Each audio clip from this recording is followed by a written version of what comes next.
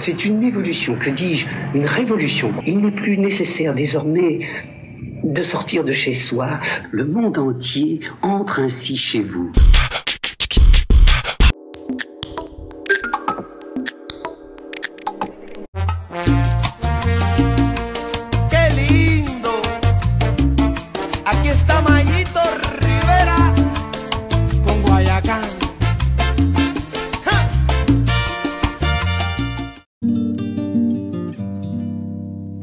En el lenguaje misterioso de tus ojos hay un tema que destaca sensibilidad.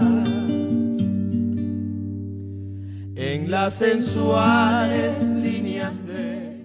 Bien, bonjour Valérie Kev, à l'occasion de ton manuscrit que tu m'as délicatement proposé de lire et j'aimerais qu'on en parle aujourd'hui. Bon, ça sera pas simplement on parlera de ta vie en fait, parce que ta vie, finalement, elle est faite de somme de choses qui t'ont poussé à écrire ce roman, qui m'a beaucoup plu d'ailleurs. Et puis je t'avais demandé de m'envoyer un peu des citations que tu aimais bien. Donc la première m'a paru, celle de Gabriel García Márquez, l'écrivain colombien, sur Vivre pour la raconter. Elle m'a plu. Donc elle dit la vie n'est pas ce qu'on a vécu, mais ce dont on se souvient et comment on s'en souvient pour la raconter. Ça t'évoque quoi cette citation? J'aime beaucoup cette citation parce que c'est vrai qu'un souvenir, tout le vécu, tout le passé, c'est toujours lié à un moment d'émotion, à un jour J.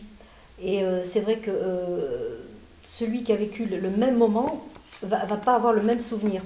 Pour la simple et bonne raison qu'il suffit que ça soit lié à, je sais pas moi, que ça évoque un souvenir sentimental ou que ça évoque un souvenir familial ou un drame ou une joie. Et on peut être tous au même jour, dans le même lieu. On aura chacun une vision différente du souvenir. Et c'est pour ça que ça me parle particulièrement, parce que moi, quand j'évoque mon Cuba à moi, si j'en parle avec quelqu'un d'autre, c'est pas forcément la même vision. D'accord, oui. Tu veux dire que chacun a sa sensibilité personnelle sur le même événement, ou momenté, etc. D'accord. Je partage ton avis.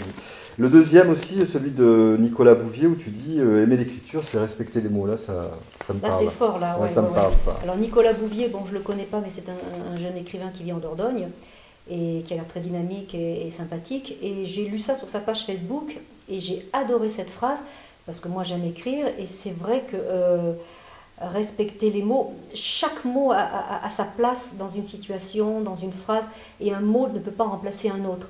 Et c'est ce que j'appelle respecter le mot. Ouais. Et c'est vrai que si on utilise tel mot dans telle circonstance, il faut faire attention. Je veux dire, les mots peuvent même changer le cours de l'histoire, je trouve aussi, quelquefois. C'est vrai. Donc moi, je fais allusion rapidement au film que j'ai vu récemment qui s'appelle Diplomatie. C'était le consul suédois qui s'appelait Raoul Nordling qui a discuté toute une nuit avec le général von Choltitz, si je me souviens bien, qui devait donc raser la ville de Paris sur les ordres d'Hitler. Et cet homme-là, avec le poids des mots, il a réussi à inverser la tendance et à sauver la ville de Paris qui n'a pas été rasée. Et je me dis comme quoi les mots ont leur importance.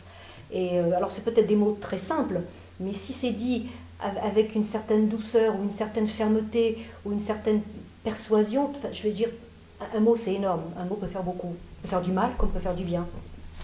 Et puis la troisième citation, c'est Hemingway, donc, qui a vécu à Cuba, donc il a laissé quelques traces là-bas. Ah oui, Et donc l'âpreté et la douceur, la richesse de mille saveurs, tel est Cuba. Ouais. En quelques mots, il décrit Cuba.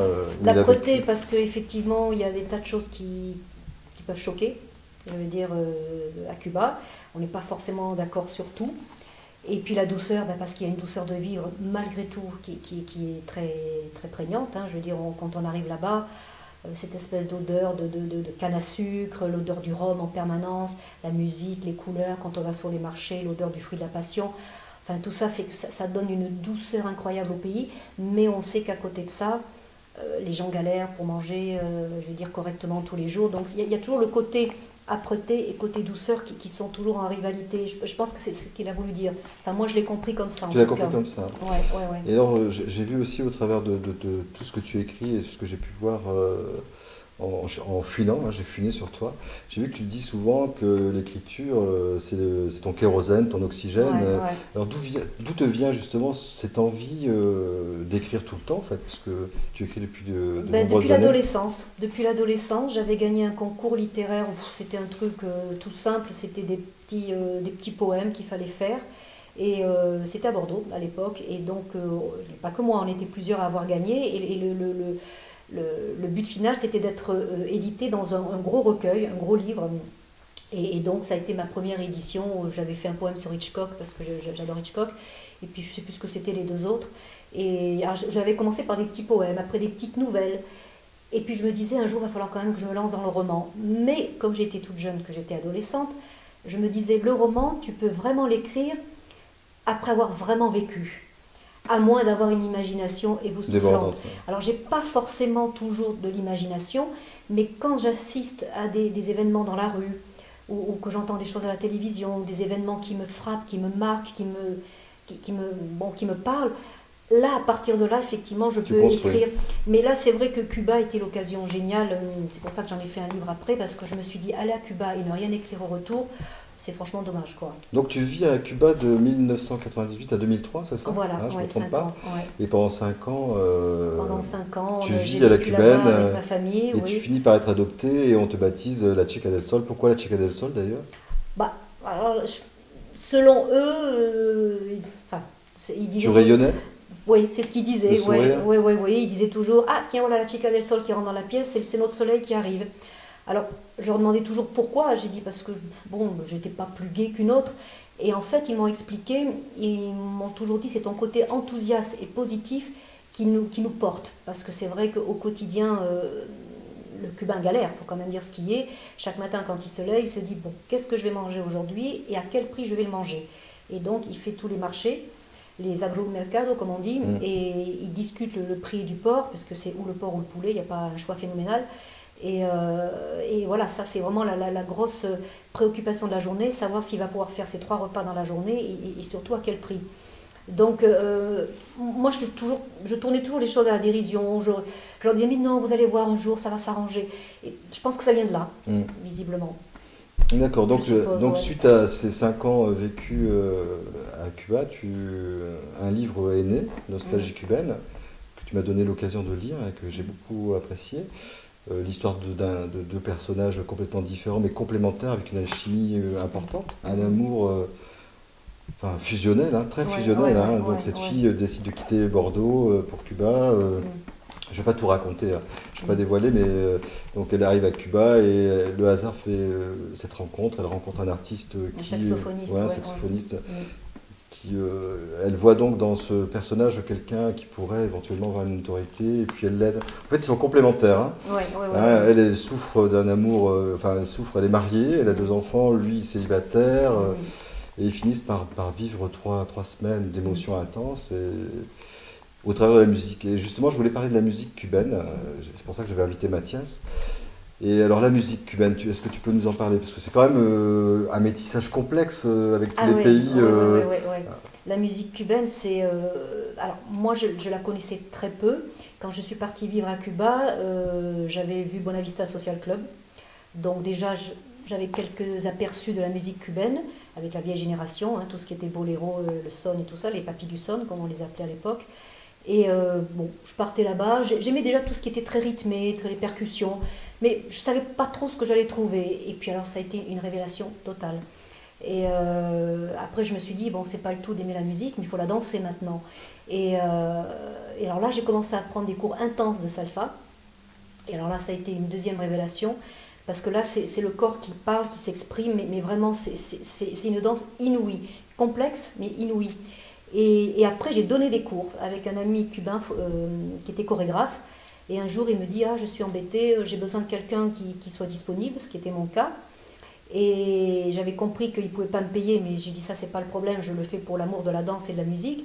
J'ai dit, si tu veux, on donne des cours, mais ça serait bien de les donner auprès des résidents étrangers. Alors, il y avait des Belges, des Canadiens, des Français, des Espagnols, il y avait un petit peu de tout. Et tous les samedis matins, on se réunissait chez l'un d'entre eux. Et donc, on organisait 2 heures de danse. Alors, on buvait un petit coup de mojito avant parce que C'est vrai que l'européen n'est pas très, enfin on va dire le non cubain n'est pas très, il a du mal à se lâcher un petit peu, à bouger les hanches et bon il faut un petit peu l'aider avec le mojito. Et donc moi je faisais des démonstrations avec lui et pour leur montrer qu'une Française toute simple pouvait très bien arriver à danser bien la salsa, que c'était pas un souci. Évidemment ça demande de l'entraînement. Et là, je me suis régalée. J'ai dansé la rumba, ce que je ne saurais plus faire d'ailleurs aujourd'hui, mais enfin, je l'ai dansé à l'époque dans des endroits pas possibles. Enfin, c'était... ce qui est fou là-bas, c'est que la musique est partout. Elle est omniprésente. Elle est omniprésente dans la rue, partout, à une terrasse de café. Si on vous voit en train de boire un coup et vous commencez un petit peu à bouger les épaules, allez hop, on vient vers vous, le musicien vient vers vous, il vous donne les maracas, il dit allez, viens nous rejoindre. Et alors, on y va, c'est parti. Je veux dire, il y a vraiment une convivialité. Ah oui, ça se fait très spontanément, où on ne cherche pas à se dire, mon Dieu, je suis français, je vais avoir l'air ridicule. On s'en fout, on se lâche là-bas. Donc de ce fait, c'est pour ça que tu dis un peu que Cuba, les deux moteurs cubains, c'est l'amour et la musique. Ce sont, enfin, surtout l'amour, non. On va dire que la seule vraie liberté qu'ils aient, c'est l'amour dans le sens où ça, on ne peut pas leur enlever. Ils ont le droit d'aimer qui ils veulent, et encore quand je dis qui ils veulent, avec, oui, si, dans l'ensemble quand même, si.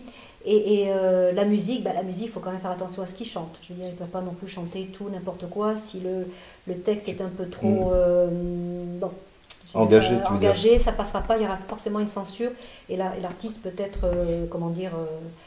on peut l'empêcher de chanter pendant 6 mois, 1 an, c'est sûr. Mais enfin, s'ils n'avaient pas l'amour et la musique, je pense qu'ils n'auraient pas tenu comme ça si longtemps. D'accord.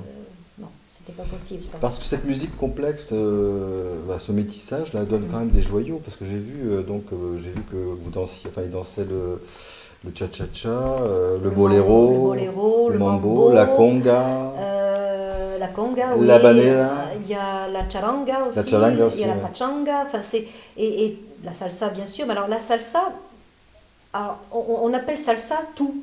En fait, salsa c'est un terme commercial comme disait Celia Cruz. Une chanteuse cubaine qui a vécu donc à Miami, qui n'est plus de ce monde, elle disait toujours la salsa c'est un terme commercial qui englobe toute cette musique cubaine. Ça peut être aussi bien le mambo, cha-cha-cha, pachanga, charanga.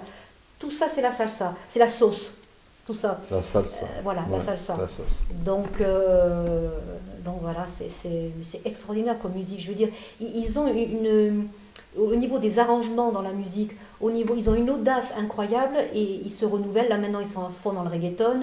Ah, le reggaeton, oui. Ils savent très bien faire du jazz, du très bon jazz. Je veux dire, si on prend Roberto Fonseca, qui est un grand pianiste, qui a accompagné longtemps Ibrahim Ferrer, on le met à jouer du jazz, il est incroyable. Ils savent tout jouer, ils savent tout maîtriser dans la musique. Ça c'est quand même assez incroyable. Ouais. Donc tu écris ce livre, c'est Cuba qui t'inspire en fait, c'est la vie cubaine qui t'inspire, la musique, l'amour, et ce roman est né de toutes les aventures, et dans ce livre, dans ce roman passionnant, il y a des mésaventures. C'est des mésaventures que tu as vécues ou c'est alors je sais pas, tu fais allusion à quelle une arrestation en voiture. Alors ça c'est pas arrivé à moi, mais c'est arrivé à un membre de ma famille. Oui, effectivement, il s'est retrouvé au poste. Là, il a été parce qu'on l'avait accusé d'avoir comploté contre l'État, alors qu'en fait il avait fait je ne sais même plus comment on dit en français, ce qu'on appelle un U-turn. Tu sais quand tu fais un demi-tour sur place. Un demi-tour devant le quartier général de Castro. Ah oui, d'accord. Et donc le flic en faction qui était là. Tout de suite, il a dit stop, stop, et les voitures sont arrivées avec les sirènes, on l'a embarqué au poste, enfin bon, ça a été un truc de fou, et bon, finalement tout est rentré dans l'ordre, mais on ne peut pas faire n'importe quoi. Mais à partir du moment où on ne s'occupe pas de politique, ce qui était mon cas, moi ça ne m'intéressait pas, moi j'ai vécu pour le peuple et avec le peuple. Après, les dirigeants, ils sont ce qu'ils sont, non, je n'ai pas pour ça. D'accord. Et les Cubains, au quotidien, ils le vivent comment? Enfin, est-ce que tu les sens résignés? Est-ce que tu les sens...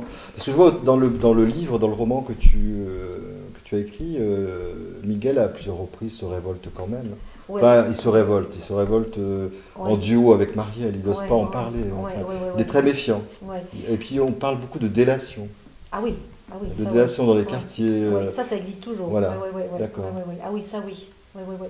Moi je me souviens, ma Barbara, je dis ma Barbara parce que bon, c'était mon employée, mais elle était bien plus que mon employée, c'était comme ma sœur. Un jour elle s'était acheté un poste de télévision, on l'a demandé avec quel argent. comment elle avait trouvé l'argent pour acheter le poste de télévision. Enfin bon, ça a été tout un truc en disant est-ce que tu as gagné cet argent honnêtement? Et j'ai dit oui, c'est moi qui lui donne, je la paye tous les mois. Enfin bon. Et puis un jour, elle avait eu le téléphone aussi et on lui dit mais comment ça se fait, tu as le téléphone? Et elle dit oui, mais ça fait 5 ans que j'attends pour avoir le téléphone. Donc j'estime que là, quand même, si je l'ai, j'ai attendu ce qu'il fallait pour l'avoir. Il y avait des moments, oui, pas toujours faciles, c'est vrai. Ouais. C'est vrai que c'est pas évident. Alors, résignés, oui, ils le sont parce que pour durer comme ça depuis plus de 50 ans, ils sont forcément résignés. Mais on a l'impression d'un optimisme quand même chez ces Cubains, malgré tout. Ils sont courageux, enfin j'ai eu l'impression. Mais ils tournent tout à la dérision. Ah d'accord. Donc tout est toujours... on rigole de tout, on déconne de tout. Je veux dire, on ne prononce jamais le nom de Castro. Ah bon? Jamais, on dit pas son nom, surtout pas dans la rue. Parce qu'il peut y avoir... Parce que c'est synonyme de quoi quand on dit Castro? D'irrespect, on fait ça comme ça. Ah d'accord. Ouais, on fait ça aussi, ça veut dire la barbichette et les galons.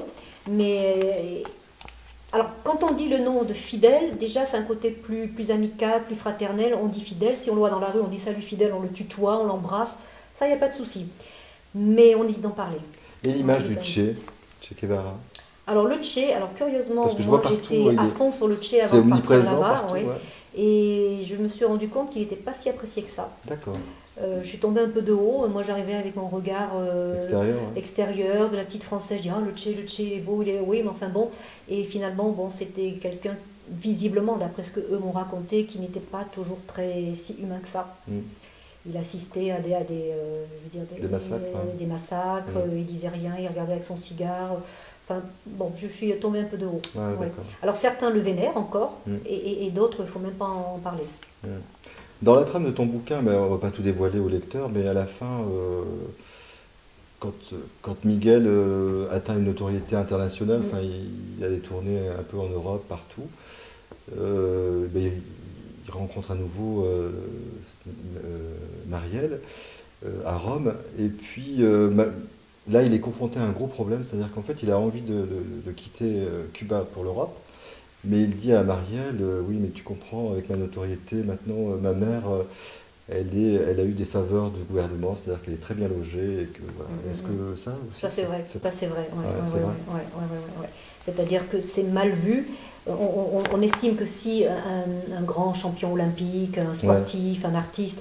en général, moi je le sais, je ne citerai pas de nom, mais j'ai des amis artistes qui ont eu la maison, la voiture, enfin tout pour vivre plus que correctement, plus que le Cubain moyen. Si un jour il décide de quitter la terre cubaine pour partir vivre à l'étranger, le gouvernement cubain va dire oh, attends, là je comprends pas, on t'a tout donné. On t'a donné la maison, la voiture, tu étais bien logé, tu manques de rien, c'est comme ça que tu nous remercies. Et très souvent après, c'est vrai que la famille... on lui retire. Oh, d'accord. Donc ça c'était pour le premier roman. J'ai vu aussi que tu avais écrit donc un deuxième, tu dis que c'est pas un roman, tu dis que c'est pas un guide. Ah oui, il s'appelle les choix d'une vie. Voilà, les choix d'une vie. Ton père t'a donné un peu le goût de... L'amour du vin. L'amour du vin. Ton grand-père aussi. Mon grand-père aussi qui avait une superbe cave. Un des fleurons de notre patrimoine. Donc tu décides d'écrire ce livre. Oui, alors ça c'est suite à mon expérience quand j'ai travaillé à la Maison des Vins à Bergerac. Et j'avais rencontré toute une pléthore de vignerons. J'avais fait des dégustations avec eux et je les avais trouvés tellement sympathiques. Souvent ils me disaient tiens, ce week-end si tu n'as rien à faire, viens visiter mon château, visiter les chais, je t'expliquerai. Puis après je me suis dit là c'est pareil, je ne peux pas ne pas prendre de notes sur tout ça. Parce qu'on parle, moi je suis bordelaise, donc c'est vrai qu'on dit toujours le Bordeaux. Mais finalement, on a d'excellents vins en Dordogne, on a le Pécharmant, on a le Montbazillac. Évidemment, il faut aimer, mais enfin moi, j'en fais beaucoup de publicité, j'adore. Et je me suis dit, ça serait bien peut-être de les mettre un peu plus en avant. Il n'y a pas que le Bordeaux, il n'y a pas que le Bourgogne, il y a aussi le Pécharmant, le Montbazillac, et puis tous les petits vins aussi autour, les petites appellations. Et voilà, et ça a été là aussi une autre révélation, c'était l'après-Cuba, on va dire. Justement, ce livre que tu nommes Voyage initiatique dans le monde, tu l'as édité ce livre ou pas? Non. Pourquoi non. Parce que pareil, il aurait été intéressant de... Oui, je pense mais que il faut trouver un éditeur aussi, Ah ouais. C'est toujours le même souci. Et peut-être avec l'ensemble des viticulteurs, non? Enfin, c'est vrai, je n'ai pas pensé, peut-être aussi, je ne sais pas. Je sais pas, mais c'est bon. Le milieu de l'édition est difficile dans le sens, on a beau dire, ils sont aussi en pleine crise également. Je pense qu'ils m'attendent pas. Hein. J'arrive de ma Dordogne profonde. Bon, ils attendent mais pas. le fait de demander à tous les viticulteurs peut-être que tu pourrais éventuellement. C'est vrai, ça pourrait. Mais c'est un roman très régionaliste. Alors c'est un peu le souci. Je veux dire, si mettons ce livre, on en parle à Paris, je ne sais pas si ça va forcément les intéresser. Le Puy Charmant. Tu demandes pardon à Parker et aux autres. Oui, j'ai vu ça, ouais. Oui, parce que Parker, bon, c'est le fameux livre c'est celui que tout le monde connaît, mais moi un jour je l'avais regardé, j'avais trouvé ça rasoir. Ouais, c'est rasoir. J'ai dit, bon, on n'a même pas envie de le compulser, de le regarder. Et donc je m'étais dit, je vais transmettre tout ce que j'ai appris moi, et encore, il n'y a pas tout. Hein. J'ai fait une sélection, et les choses qui m'ont vraiment le plus parlé. Parce que j'ai fait énormément de dégustations avec les vignerons, et à chaque fois qu'on faisait une dégustation, bon, je buvais un petit coup avec eux, ils m'expliquaient, et je prenais des notes, je me disais, c'est incroyable, j'ai appris plein de choses. Et je me suis dit, si ça se trouve, les 3/4 peut-être même des bergeurs aquois ne savent même pas comment se passe une dégustation, ne savent même pas comment apprécier un vin avec quel plat. C'est dommage de ne pas en parler. Et donc, c'était juste pour transmettre mon expérience. Tout à fait. Bon, après, le milieu du vin n'intéresse pas forcément non plus tout le monde, quoique c'est quand même, bon, comme tu dis, le fleuron de c'est un des fleurons quand même du patrimoine. Quand même du patrimoine, mais j'en ai écrit plein d'autres livres. Alors justement, tu me disais que, mais ça c'est en aparté, on s'est eu au téléphone, tu me disais que tu avais pas mal de choses dans les tiroirs. Tu peux en parler un petit peu, peut-être que ça va... J'ai écrit un livre qui est terminé, mais il faudrait le retravailler, parce que c'était les premiers romans dans ce qu'on appelle des coups d'essai. Alors quand on les relit, on fait wow, c'est une catastrophe, il faut les reprendre. Et j'avais écrit sur l'adolescence, les problèmes de l'acné, le mal-être de l'adolescent. Ah, c'est bien. Et ça, je voyais tellement de cas autour de moi, je me suis dit, c'est quand même bien d'en parler, on n'ose pas, c'est toujours... Et bon, ça, il faudrait que je le retravaille. Qu'est-ce que j'avais écrit d'autre aussi je sais plus, j'ai écrit des tas de trucs que j'ai commencé et que j'ai pas terminé parce que c'était toujours dans mes périodes de chômage. Donc quand j'étais au chômage, là je m'y mettais à fond. Et puis dès que je reprenais une activité professionnelle, forcément j'avais plus le temps. Justement, tu me disais au téléphone, oui, j'étais un peu surpris. Donc en fait, l'écriture, c'est du plein temps, quoi. C'est-à-dire que c'est du matin au soir. Moi, je commençais quand je déposais les enfants à l'école quand ils étaient petits. Je commençais à 8h30 le matin. Enfin, moi, une fois que j'étais lancée, je ne m'arrêtais plus. J'en oubliais de manger le midi. J'étais tellement à fond dans mon écriture, c'était jusqu'à 17h non-stop. C'est incroyable. J'étais portée par mes personnages. Et je me disais, mais c'est incroyable, j'ai l'impression de vivre une deuxième vie. Je me cachais derrière le personnage, je lui faisais dire ce que je voulais, ce que moi j'osais pas forcément dire peut-être dans la vie, mais là, à travers le personnage, je pouvais le dire. On s'éclate, je veux dire, faire parler son personnage, c'est énorme. Hein. Alors, je vais revenir là, je rebondis. Dans le roman Nostalgie cubaine, il y a des moments où tu es derrière le personnage, derrière Marielle, des choses que tu ressens. Il faudrait que je le relise parce que ça fait un moment qu'il est écrit dans le tiroir. Peut-être, certainement, parce qu'elle est émerveillée, elle, quand elle arrive à Cuba. Ah ben ça, l'émerveillement, c'est forcément moi. Hein. Et quand elle revient, elle plonge, dans les abîmes. Non, il y a forcément de moi dans le livre, parce qu'on ne peut pas écrire sans impliquer une partie de soi dans le livre. Je veux dire, c'est tout ce qui est les sensations, les émotions, surtout moi en plus, je l'ai vécu en direct là-bas. Donc forcément, quand je décris un paysage, quand j'ai décrit des odeurs, des couleurs, c'est ce que j'ai vécu moi. Et là, je le retranscris dans le livre. En tout cas, pour donner mon avis aux futurs lecteurs, parce que tu penses quand même l'éditer, j'espère. J'espère, j'aimerais bien. C'est que moi, j'ai eu vraiment l'impression d'être derrière ces deux personnages, en fait. Et d'être à Cuba et de les suivre en permanence. Enfin, j'ai eu vraiment l'impression de tout vivre. Hein. Parce qu'il est hyper documenté, ce bouquin. Les rues. C'était aussi la statue, par exemple, de John Lennon. Tout le monde me pose la question. Ah ouais, la statue, elle existe, cette statue. Oui. Alors curieusement, Castro était contre les Beatles parce que c'était pas correct. À l'époque, bon, on ne sait pas pourquoi. Donc les Cubains n'avaient pas le droit d'écouter les Beatles. Enfin, c'était complètement interdit, c'était tabou, c'était censuré, tout ce que tu veux. Et puis quand les Beatles alors je ne sais plus à quelle occasion, ont gagné un prix, ou je ne sais pas ce qu'il y a eu, alors là, du jour au lendemain, il a vanté les Beatles, c'était énorme. Bon. Et alors, donc les Cubains ont pu à nouveau écouter les Beatles, et c'est sur l'initiative de Fidel Castro, c'est lui qui a décidé, en hommage à John Lennon quand il a été assassiné, de faire cette espèce de banc en bronze, qui est magnifique, donc c'est un vrai banc, et au bout de ce banc est fondu dans le bronze le corps, mais taille humaine, de John Lennon. Et tous les touristes qui viennent à La Havane s'assoient sur le banc, prennent la statue de John Lennon comme ça avec le bras et se font prendre en photo.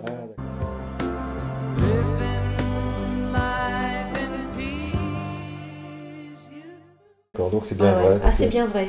C'est La Havane, ça. La Havane, okay. Et on va faire le contraire. Qu'est-ce qui t'a le plus touché, toi, dans le livre? Moi, sur Cuba. C'est pas mal ça, la question. Tu me retournes. Oui, parce que si tu veux, moi je l'ai fait lire à une amie à moi, donc c'est une femme, mais j'ai jamais eu l'avis d'un homme et savoir un peu par rapport. Qu'est-ce qui t'a le plus. Moi, ce qui m'a beaucoup plu dans ce roman, par rapport à Cuba, c'est cette ambiance qui est omniprésente, la musique tout le temps, les gens joyeux. Pourtant, ils sont, je vais pas dire qu'ils sont dans la misère, mais ils n'ont pas tout ce qu'ils souhaiteraient. Mais néanmoins, ils arrivent à s'amuser.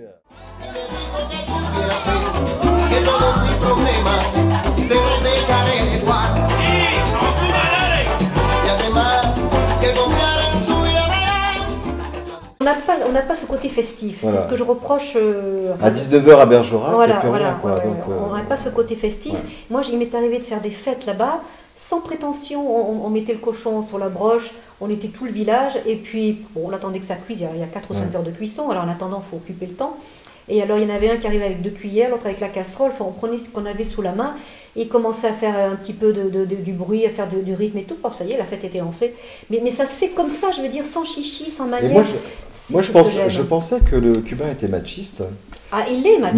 Mais au travers de ton roman, mais il a ce côté romantique aussi. Je découvre qu'en fait, toutes les femmes sont adulées, sont aimées. Elles sont toutes belles, en fait, pour les Cubains. Et alors ça, c'est extraordinaire. On a d'un côté le machisme et d'un côté... Le Cubain, il a ce côté macho, c'est moi le mâle, c'est moi... Bon.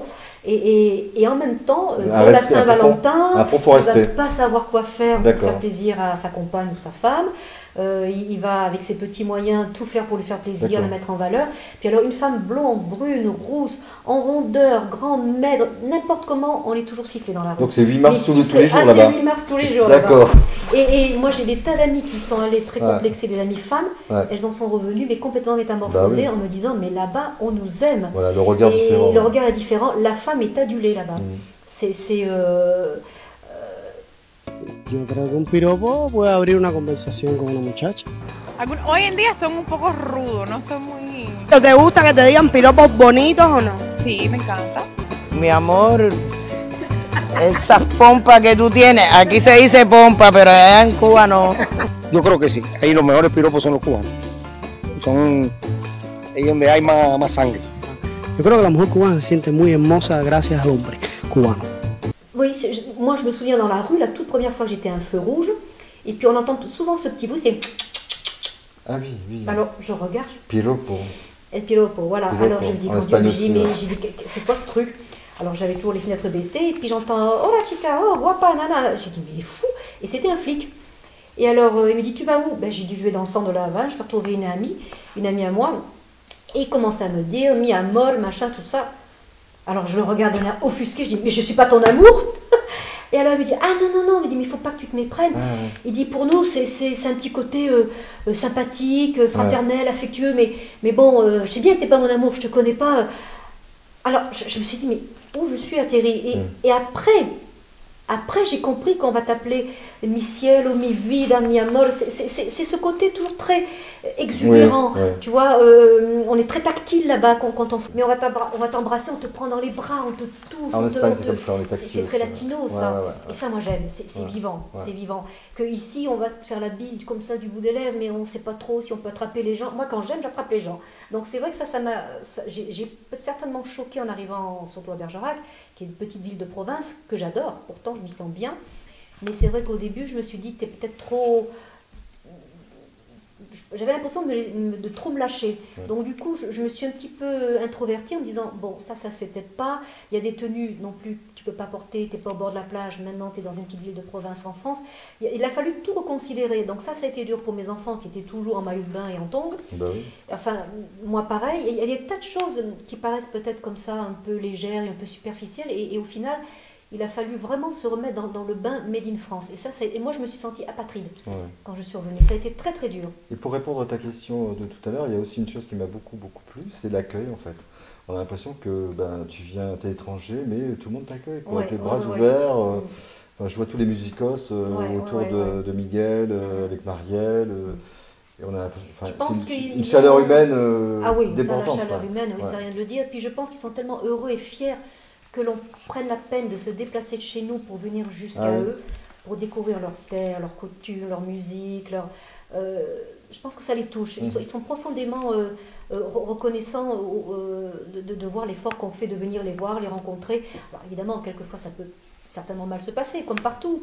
Mais parce que moi, j'avais rencontré une dame d'un certain âge, à l'époque déjà, une touriste française, et qui n'arrêtait pas de critiquer en permanence en disant je comprends pas, c'est lamentable, les façades sur le Malécon, donc sur le bord de mer, sont complètement abîmées, c'est tout, on les entretient pas, on les repeint pas.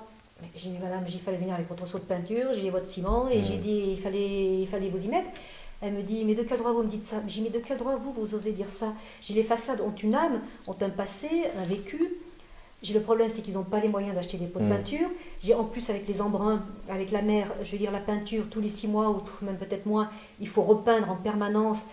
Et la peinture, ça coûte cher. Ils n'ont pas les moyens d'acheter des gros pots de peinture. Et quand ils en achètent, ou quand on leur en donne, ils la diluent dans de l'eau pour pouvoir faire durer le pot de peinture plus longtemps. Donc, ils sont sans arrêt en train de repeindre, mais ça ne tient pas.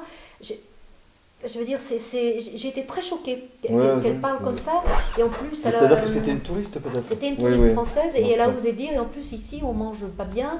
Et j'ai dit, mais madame, c'est pas qu'on mange pas bien, j'ai dit, on mange ce qu'il y a. Local. Et j'ai dit, on mange local, et le local est très bon, parce que tout ce qui est riz créole, le porc qui est cuit comme ça au charbon, enfin, c'est magnifique. Je veux dire, leur porc, j'ai jamais mangé du porc aussi tendre que là-bas, quand c'est cuit à la broche.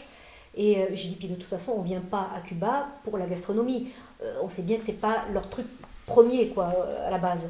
Mais enfin, moi, j'ai toujours divinement bien mangé là-bas, hein, ça ne m'a jamais dérangé. Hein. Alors, par rapport au roman, par contre, il y a aussi deux choses qui m'ont un peu interpellé. C'est quand Miguel décide de faire une cure de désintoxication, etc. Et alors, ma question, c'est, parce que j'ai connu... Il existe ce sang. J'ai connu à l'île de la Réunion le même fléau. C'est-à-dire qu'on avait un taux d'alcoolique énorme, enfin d'addiction énorme. Est-ce que là-bas aussi, avec le rhum, on a ce même fléau? Là, c'était pas de l'alcool, oui, c'était la drogue, oui. Ouais. Mais je pensais l'alcool par rapport au rhum. Est-ce qu'on a beaucoup de gens alcoolisés Alors, moi, j'ai vu des soirées bien arrosées, mais j'ai jamais vu Alors, j'étais peut-être pas dans les soirées... Est-ce que tu as l'impression que le Cubain boit énormément, quoi? Il boit bien, je veux dire, mais il résiste bien. Ah, il résiste. Il résiste bien. J'ai jamais vu des Cubains complètement à rouler sous la table, à plus pouvoir... il doit bien y en avoir, comme partout, mais ça m'a... Franchement, j'en ai jamais vu. Et pourtant, j'ai fait des soirées vraiment arrosées pour des anniversaires où tout le village était là, la famille, les voisins, tout le monde. Et... mais jamais j'ai vu de gens malades à vomir, non, jamais. Enfin, on sait que les gens des îles en général, même dans les Antilles, Martinique, Guadeloupe, ils résistent bien au rhum, je veux dire, ils ont la consistance pour... Et puis un deuxième, et là peut-être que tu vas pouvoir nous en parler, enfin je ne sais pas si tu vas pouvoir en parler, la bolsa negra, la bourse noire. Alors, je me souviens plus que c'est ça, c'est toi qui m'en parles, j'en parle dans le livre. D'après ce que j'ai pu... Dans quel contexte, je ne sais plus. En fait, c'est du marché noir, c'est-à-dire... Ah oui, le marché noir, oui. Ça, il me semble. Enfin, alors attends, quand je dis ça existe, il faut remettre les choses dans leur contexte. Moi, j'y ai vécu de 98 à 2003. J'y suis pas revenue depuis, on est en 2015. Et tout le monde avait peur de ça, en fait. Au travers du roman, voilà, la bolsa negra, il fallait faire gaffe. Il y a toujours un coin... Alors, c'est vrai aussi que dans les quartiers, il y a des gens qui sont un peu... je ne sais pas s'ils sont payés, mais enfin, ils sont là pour surveiller un peu le quartier. Ah oui, ça, moi, je ne l'ai pas vécu directement, mais j'ai des amis cubains qui l'ont subi, ça, oui, bien sûr. Chaque quartier avait son, je ne sais même plus comment ça s'appelle. Ouais, j'ai pas retenu le nom, tu en parles. Comment tu dis? Le CDR. Voilà, CDR. Le CDR. Et ça, bien sûr, oui, alors je ne sais pas si ça existe toujours, je suppose que oui, je ne sais pas. Mais à l'époque, oui, c'est-à-dire que si on achetait une télévision, une machine à laver, on s'inquiétait de savoir comment tu as pu... Et avec quel argent et comment, donc ça supposait que le Cubain avait travaillé pour un résident étranger et qu'il était payé au black. Moi, j'ai eu le contrôle, des mecs de l'immigration qui étaient venus chez moi, qui m'ont demandé avec qui j'avais eu mes enfants, si c'était avec un Cubain, où est-ce qu'ils étaient nés, et mon employé, ma Barbara, en me disant, mais elle travaille chez toi, au black. Alors, bien sûr qu'elle travaillait au black, mais je ne l'avais pas dit. Et j'ai dit non, non, c'est une amie à moi, mais je comprends pas, elle vient te voir tous les matins comme ça. Ben, je dis oui, on s'adore. Je viens boire le café tous les matins, on écoute un peu de musique, on parle des enfants et après le repas. Mais j'ai jamais dit que je l'employais au black, parce qu'en plus je la payais, enfin selon elle, royalement. Bon, Ah oui, c'est pas comme ça, ouais. et donc c'était mal vu, j'avais pas le droit et elle non plus. Et quand j'ai acheté pareil mes queues de langouste, c'était Vladimir à l'époque, pauvre Vladimir, qui un jour s'est fait prendre. Ouais, oui, c'est ça, Et je le voyais plus, j'ai dit mais qu'est-ce qui se passe, on voit plus Vladimir, il m'appelle plus ni rien.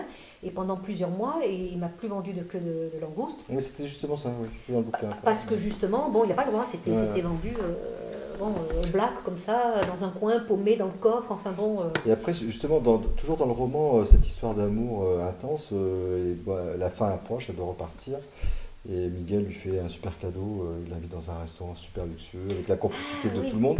Alors c'est toi qui me rappelle le livre, ça c'est ok, ça c'est ok, il n'y a pas de souci. Ouais. Mais à l'inverse, elle lui offre aussi en retour l'hôtel 5 étoiles où il n'a pas le droit de venir. Ça c'est vrai, et alors ça c'est vrai aussi, ils n'ont pas le droit. Ils n'ont pas le droit. D'accord. Ouais. Donc en fait, il se cache, enfin, il paye même quasiment les gardiens. Si tu veux qu'un Cubain vit une histoire d'amour avec une étrangère ou vice-versa, là n'est pas le souci. Par contre, l'étranger ou l'étrangère n'a pas le droit d'amener le Cubain ou la Cubaine dans un hôtel pour touristes. D'accord. C'est interdit, c'est-à-dire qu'ils sont refoulés. D'accord. Et ça, moi, je l'ai vécu avec des amis à moi qu'on avait amenés avec nous à Varadero. Et au moment de franchir l'hôtel, il me dit « Ah non, lui, il est cubain. » J'ai dit « Qu'est-ce que t'en sais ?» Il me dit « Ça se voit. » Alors, déjà, j'ai dit « Tu le vois à quoi ?» Il me dit « Ah, c'est fringues. » Alors, c'est sûr. Bon. Alors, les chaussures, c'est surtout les chaussures, c'est le point de repère. D'accord. Alors, on est reparti. Il n'a pas pu. Je dis, je paie sa chambre. On était tous en famille, on avait amené. Non, je ne veux pas le savoir, il n'a pas le droit. Pourquoi il n'a pas le droit? J'imagine. Est-ce qu'ils ont peur qu'il soit en contact avec d'autres étrangers et que ça donne l'envie aux Cubains de partir pour voir ce qu'il y a ailleurs? Parce que forcément, quand tu es en contact avec des gens de l'extérieur, tu parles, tu communiques, tu échanges. Je vois là-bas, à l'époque, maintenant je ne sais pas, mais à l'époque, on n'avait pas Internet. Ils avaient intranet, c'était uniquement vraiment les infos, mais de Cuba. Ils s'en foutaient, les Cubains, ça ne les intéressait pas. Eux, ils voulaient savoir ce qui se passait ailleurs. Et c'était essentiellement les gens de l'administration cubaine, dans les postes, les ministères, qui, eux, avaient accès à Internet. Mais c'était vraiment chasse gardée, quoi. Et quand les Cubains ont commencé à avoir des ordinateurs chez eux, il y a eu une chasse à l'époque. C'était l'année où je partais, je crois me souvenir. Il y a eu une chasse à l'ordinateur, parce qu'il fallait confisquer les ordinateurs. Ils n'avaient pas le droit d'en avoir. Ça leur ouvrait la porte au monde, on va dire. Alors le Cubain, le Cubain lambda, qui souhaite visiter l'Europe, c'est possible? Alors c'est possible s'il fait une demande s'il a une invitation. Si par exemple, moi j'ai un ami cubain qui veut venir me voir, il faut que j'envoie alors ma feuille d'impôt, mes salaires, les papiers de la maison, comme quoi je suis bien propriétaire. Il faut que je fasse un courrier, alors je ne sais plus à qui, si c'est l'ambassade ou le consulat ou je ne sais plus qui, une lettre comme quoi je l'invite, c'est moi qui vais l'héberger pour tant de temps, de telle date à telle date. Enfin, c'est très procédurier. D'accord. C'est très long et c'est pas forcément accepté. D'accord. Ah oui, donc c'est pas forcément accepté. Ouais. C'est-à-dire que le Cubain lambda peut pas dire tiens, j'ai envie d'aller me faire un petit voyage. D'abord, il faut qu'il en ait les moyens. Ça déjà, il faut qu'il économise des années et des années. Et s'il veut partir comme ça toujours au lendemain, se dire voilà, je vais réserver un billet d'avion, je vais voir un pote là-bas, je sais pas moi, à Londres. Non, c'est pas possible ça. Et puis après, il faut faire une demande de visa pour sortir et on te la délivre pas comme ça. Je crois qu'il doit y avoir un quota, mais ça, j'y connais rien. Je sais que le consulat de France délivrait un certain nombre de visas par mois et ça n'allait jamais tellement au-delà. Et quand il y avait une queue, toujours pas possible, parce que moi j'avais une amie qui travaillait au service des visas, et les Cubains tous me téléphonaient en disant Valérie, est-ce que tu peux voir avec ta copine pour essayer d'avoir un visa? Et à chaque fois j'interceptais en lui disant écoute s'il te plaît, fais un effort, il veut aller voir sa sœur qui habite à Miami ou je sais pas où, est-ce que tu peux obtenir un visa? Elle me dit ah encore, j'ai allez s'il te plaît. Bon, elle arrivait toujours à avoir un visa. Mais elle aussi, elle prenait des risques parce que, c'était, elle avait des directives, si tu veux, de plus haut, et elle ne pouvait pas comme ça distribuer des visas de façon... donc, non, le Cubain ne voyage pas comme ça. C'est vrai que c'est pas facile pour lui. Donc, après cette expérience, ça fait combien de temps? En 2003, on est en 10 ans à peu près. 2003, ouais. Tu retournerais vivre 5 ans? Alors, j'aimerais y revenir. Y vivre, je ne sais pas. Je disais toujours, quand je serai à la retraite, si le régime a changé, je retourne là-bas, je m'achète une belle maison coloniale et je vais y vivre 6 mois de l'année. Les 6 mois d'hiver, je vais les vivre là-bas et après je reviens l'été en France. Bon, après, j'ai une amie qui est revenue des années après Elle me dit j'ai fait la pire erreur de ma vie parce qu'elle dit en revenant à Cuba, la même, elle dit j'avais plus la même vision, même regard, hein. J'avais plus le même regard et elle a été extrêmement déçue. D'accord. Alors déçue par quoi je ne sais pas. Je sais que le pays a forcément évolué, j'espère en bien. J'ai pas plus d'écho que ça parce que quand je corresponds avec mes amis cubains, bon c'est toujours très soft, on fait attention à ce qu'on dit, donc tout va toujours bien, forcément. Je sais que les choses se démocratisent quand même, je veux dire, il y a des choses quand même qui se... Bon, ça va un petit peu mieux, ça évolue bien dans le bon sens, moi j'ai toujours espoir, il n'y a pas de raison. Mais y vivre, je sais pas, mais y retourner en vacances, oui, ça me plairait bien. D'accord. Ouais, puis retrouver tous mes vieux amis, faire une super fiesta, ouais, ça serait énorme. Super. Ça. Puis même à la limite, si on a le verre, c'est peut-être pas gênant. Ça me gêne pas, moi. On va tourner à faire de la pub à Havana Club. Voilà. ça filme là? Ouais. Ah, ça filme. Oh, écoute Mathias, là franchement tu charries. Mais on coupe après. En tout cas, merci pour ce rhum, et il est de Cuba alors. Ah oui, celui-là, oui. Ça c'est un ami colombien qui me le ramène à chaque fois quand il va... Mais moi je reviendrai. Hein. Il est bon celui-ci parce que ça c'est le l'Agnero c'est la réserve celui-ci. C'est le plus fort mais je trouve qu'il est bon. Vraiment il est très très bon. Alors c'est vrai qu'il y a toujours un peu une guéguerre entre le rhum antillais et le rhum cubain parce que chacun dit que c'est le sien le meilleur. Bon, moi j'aime les deux, comme ça je reste neutre parce que j'ai des amis antillais aussi alors bon, je veux pas... Mais dis-moi, avant que tu sois un peu éméché, qu'est-ce que t'apporte l'écriture alors? Comment tu... Enfin, voilà. Alors si tu veux, l'écriture au départ je m'y suis vraiment plongée, mes têtes baissées quand je suis revenue de Cuba, parce qu'il y a eu un grand mal-être. Je me suis retrouvée à Bergerac, je connaissais personne. J'avais pas d'amis. Et j'appelais ma mère tous les jours en pleurant, en disant ce pays n'est pas le mien. Elle me dit pourtant si, ma chérie, tu es bien française. J'ai dit je ne m'y ferai jamais. J'ai dit je sais pas comment je vais tenir le coup. J'ai dit mes enfants sont pas bien. J'ai dit qu'est-ce qu'il faut que je fasse? Elle me dit mais pourquoi tu te remets pas à l'écriture? Elle me dit depuis ado tu as toujours écrit. J'ai dit mais pour écrire quoi? Elle me dit, mais est-ce que tu as vécu à Cuba, Bardi? Pour elle, c'était d'une évidence. Et c'est là que ça fait tilt. Mais j'ai dit, c'est évident. J'ai dit, j'avais pris tellement de notes. Alors, ça a pris un temps fou. Il a fallu dépouiller toutes mes notes. Et au début, j'écrivais à la main. Et après, donc, j'ai investi dans un ordinateur. Et là, ça allait beaucoup plus vite. C'était quand même plus facile. Et là, ça a été une thérapie. Au départ, l'écriture a été une thérapie. C'est-à-dire que j'ai oublié tout mon mal-être. Tout ce que j'écrivais me rappelait ce que j'avais vécu là-bas. Il m'est arrivé d'avoir des crises de fou rire toute seule devant mon écran, en me disant mais c'est inouï, je me rappelle telle scène et je suis morte de rire.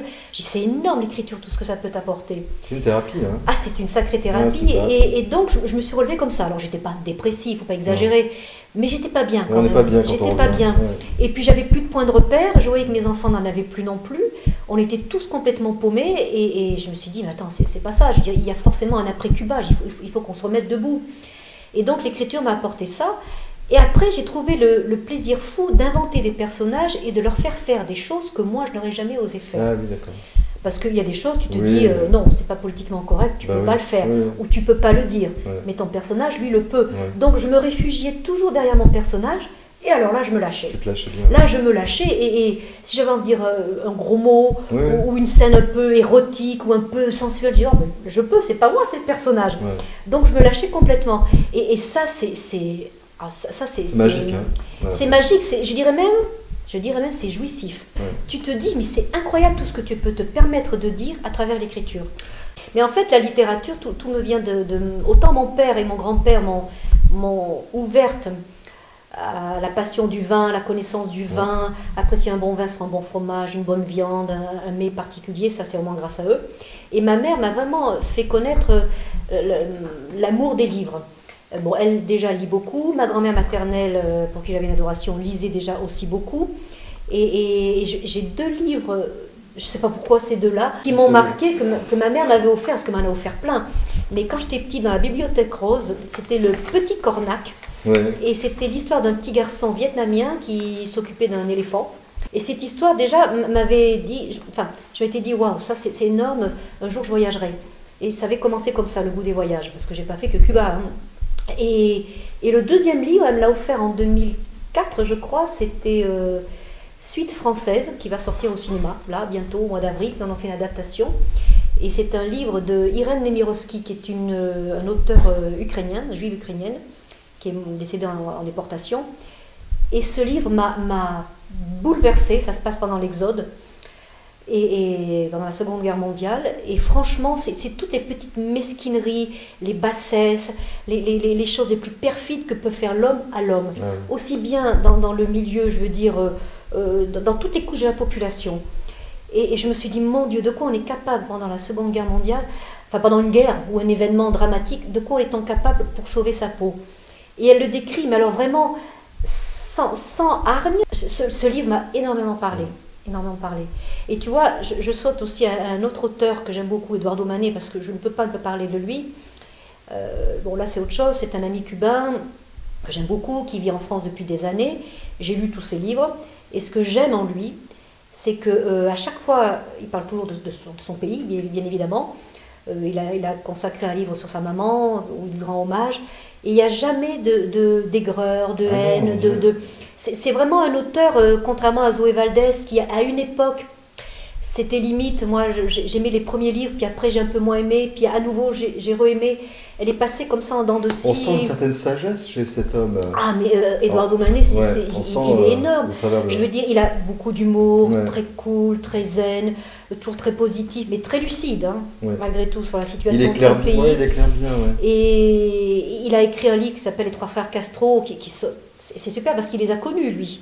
Alors, je crois qu'il était à l'université avec, je ne sais plus si c'était Raoul ou Fidel, ou les deux, je ne me souviens plus, il me l'a raconté, mais bon... donc lui, c'est vraiment du vécu, tu vois.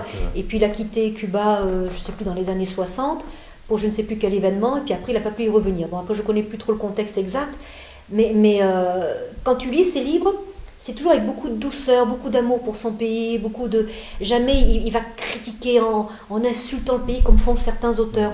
Et ça, alors, je peux comprendre qu'on critique un pays, un système, un gouvernement, bien sûr, mais...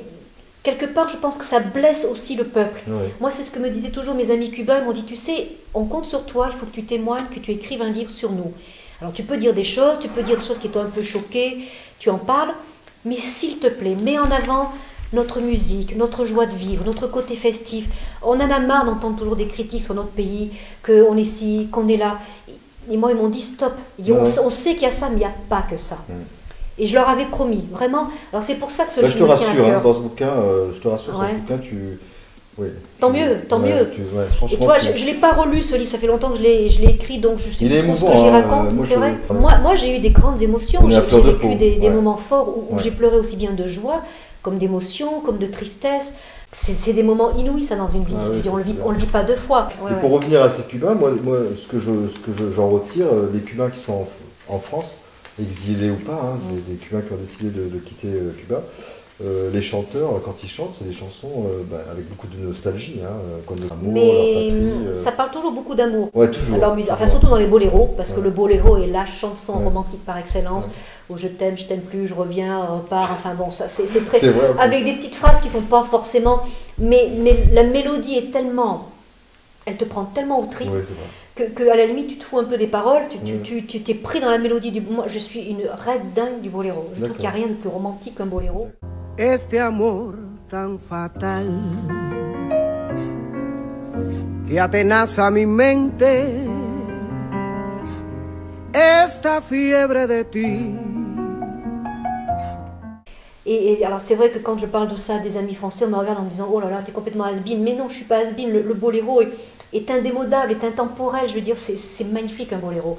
Et mon ami Mayito Rivera, qui est ancien chanteur du groupe Los Banban, voilà, il chante des boléros, mais il a la voix, moi je l'appelle la voz de Cuba, parce que c'est vraiment, il est né pour chanter du boléro. Je veux dire, je lui ai toujours dit, je lui ai pompé l'air pendant des années avec ça, et c'est vrai qu'un soir, on avait organisé une soirée boléro pour la Saint-Valentin, justement, j'ai dit Mayito, il faut que tu fasses une soirée boléro. Et quand il a fait, tout le monde a dit, mais c'est incroyable, on t'avait jamais vraiment perçu sous cet angle-là avec cette musique. On savait qu'il en chantait, mais il en chantait de si peu, parce que lui chantait avec Los Banban, donc c'était de la salsa, c'était bon. Mais et dans la salsa, on va parler dans les paroles du quotidien, des galères, mais toujours tourner à l'humour, tu vois, sans trop, tu vois, on fait attention à ce qu'on dit quand même. Hein. A tu lado vivirá y te hablará como cuando estás conmigo. Mais bon, Mais ouais, ça a été une expérience inouïe. Tratada como una princesa, en toda una atención de primera. Voy a consentirte tanto que jamás vas a olvidarlo. Como la noche se te hace corta, lo que tú pidas por esa boca, no lo pienses demasiado, no me dejes esperando. Mais justement, une question, les pays qui t'ont marqué. Cuba, forcément. Ouais. Bah, j'y ai vécu, donc bon, le Mexique, beaucoup le Mexique pour les couleurs, l'artisanat, les mariachis, tout ça, c'est très festif. Là aussi, là-bas, j'adore le Mexique. Et puis la Thaïlande, j'ai beaucoup aimé la Thaïlande. Ouais. Mes héros. Oui, dans la vie réelle. Dans la vie réelle, mon père et mon grand-père paternel. D'accord. Ouais. Et puis, pour leur dignité, je sais pas, ce sont des gens sains, droits. Tu vois, en quelques secondes, l'héroïne qui t'inspire le plus? L'héroïne qui m'inspire le plus, Frida Kahlo peut-être, elle pour son courage et sa ténacité, parce que dans l'épreuve, la douleur, Frida Kahlo est vraiment une sacrée bonne femme, ouais. Les Mexicaines, elle. Et des héros dans les bandes dessinées? Mowgli, j'adore Mowgli. Je trouve qu'il est mignon quand il chante là, avec Balou, là, je trouve ça... Alors ça, c'est peut-être déjà ce qui m'a menée vers la musique, parce que la musique, depuis toute petite, j'ai toujours aimé. C'est peut-être ce que j'ai transmis à mon fils aussi, d'ailleurs. Mowgli et puis les Aristochats. Ouais, les Aristochats, c'est super. Ça, surtout quand ils se mettent à jouer de la... Ah ouais. Et alors, ton principal défaut? Je suis impatiente. Je voudrais que tout se fasse très vite. C'est-à-dire que je suis tellement enthousiaste quand je lance un projet, une idée, il faudrait que ça se fasse là dans les 48 heures. C'est pas possible. Un projet toujours se fait à plus ou moins long terme. Mais je suis je suis enthousiaste. Alors quand je suis enthousiaste, il faut que ça se passe vite derrière. Alors quelquefois je tombe un peu de haut, je suis un peu déçue parce que ça ne va pas aussi vite que je le souhaiterais. Alors là, par contre, par rapport à tes amis, une de tes qualités? Une de mes qualités, je suis pugnace. Ah ouais. Je laisse jamais tomber un truc. Et en général, j'arrive toujours à obtenir ce que je veux, j'y mets le temps. Mais en général, j'y arrive. Là, j'ai la réponse, mais je vais te laisser la dire. Ah bah oui, c'est le jeu. La qualité que tu désires chez les hommes. Mais là, ça coule de source. Le romantisme. Ouais, mais bon, ça doit se voir à travers mon bouquin, quoi. Ouais. Si un homme n'est pas romantique, il manque quelque chose, quoi. Et alors, la qualité chez les femmes Qu'elles soient authentiques. Voilà. Authentique, naturelle, elle peut être coquette, pas coquette, on s'en fout. Mais qu'elle soit elle-même. Faut pas qu'elle soit étudiée, tu vois. Faut qu'elle dise, si elle a envie de dire merde, elle dit merde. Si elle veut éclater de rire, elle éclate de rire, elle se lâche. Je dis voilà, autant. Je terminerai peut-être par la couleur que tu préfères. Le jaune, couleur soleil, voilà. La Chica del Sol. Voilà. Écoute, merci beaucoup, Chica del Sol. Non, c'est moi qui vous remercie. J'étais ravi de venir et de goûter à ce rhum. C'est moi qui vous remercie surtout du temps que vous m'avez consacré. Et j'encourage beaucoup les gens à lire ce livre quand il sortira, parce que c'est vraiment un roman... J'espère qu'il verra le jour c'est un roman qui tient la route, hein, avec beaucoup de rebondissements, et ça m'a plu, quoi. On se pose plein de questions. C'est ce que je craignais, qu'il n'y ait pas suffisamment de rebondissements. Ah non, il y en avait pas, parce que moi, à la fin, je suis surpris, en fait, parce que moi, je m'attends, voilà, mais je vais rien dire. Ah non, dis pas la chute. Merci, Mathias. Merci à toi aussi, Mathias.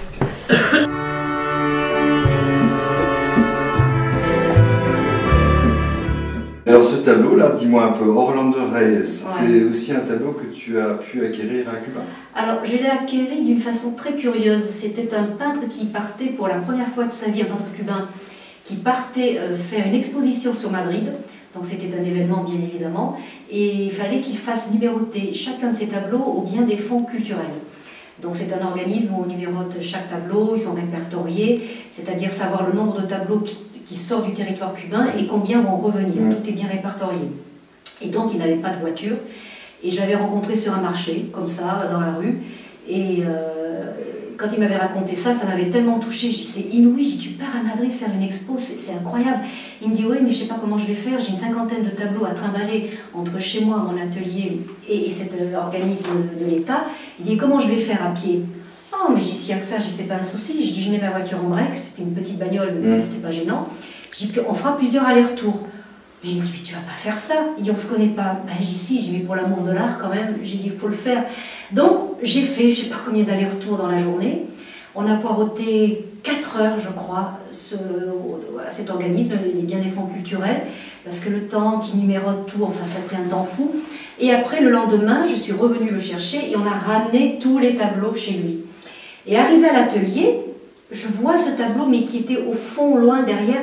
Ah, mais je dis, celui-là, je dis, pourquoi tu l'as pas déclaré pour l'amener à Madrid pour ton exposition? Oh, il me dit non, ça j'aime pas trop, c'est trop typiquement cubain, ça fait pas assez moderne, ça va pas plaire. Alors là, je suis restée interloquée, je dis, c'est pas possible, il est magnifique ce tableau, au contraire, il est très parlant, c'est typiquement de chez toi. Alors il me dit, il te plaît? Alors je dis, ouais, il est vraiment beau, mais il me dit, prends-le. Ah, dis donc. Ah, j'ai dit non, je dis, j'ai pas dit ça pour ça. Alors, j'ai dit non, je suis désolée, j'ai pas dit ça dans ce sens-là, c'était parce que j'ai flashé, voilà, comme on flash sur une œuvre d'art. Et je dis, pour moi, le thème de l'agriculture, qui laboure, avec 2 ébus, ça me parlait. Et il a fallu que je l'accepte parce qu'il se mettait en colère, et ça aurait fait presque un incident diplomatique. Donc, je suis partie avec mon tableau sous les bras, je suis arrivée à la maison avec ça, et franchement, j'en ai pleuré. J'ai été tellement émue.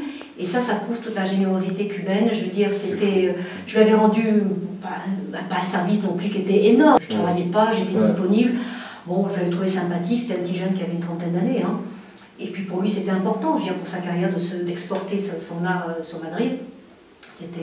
Donc voilà, ce tableau, il a une histoire et j'y tiens beaucoup. Confié, c'est bien. Ah ouais, je trouve très...